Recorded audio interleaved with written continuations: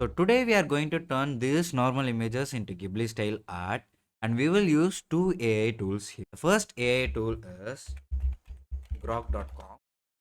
If you don't have a Twitter account, you just need to create a new account here, or you can just log in using your Twitter account.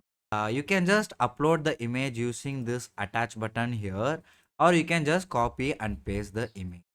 I have copy and paste the image here. Now I will enter the prompt now. After entering this prompt, I will just press on enter. And you will have to wait for a few seconds and the image will get generated.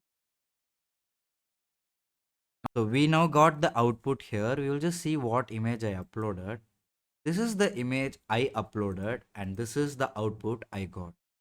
So now let's look how to do it with ChatGPT. Here you will just again copy paste your image, or you can just choose this plus button and upload the image. I will just copy paste the image. I have entered the same prompt here. Now I am going to press on enter. This process will also take some minutes and seconds. So we will just wait for it. Now we have got the results from ChatGPT.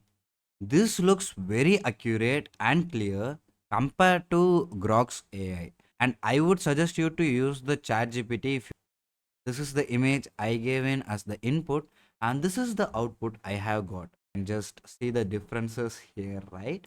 So you can just use the ChatGPT. I just wanted to show you the difference between the Grok AI and the ChatGPT. You can even generate the image from Grok AI, but it looks like this compared to ChatGPT's image this. And so I think you have found this video helpful, and I will meet you in the next video. Until then, take care and bye.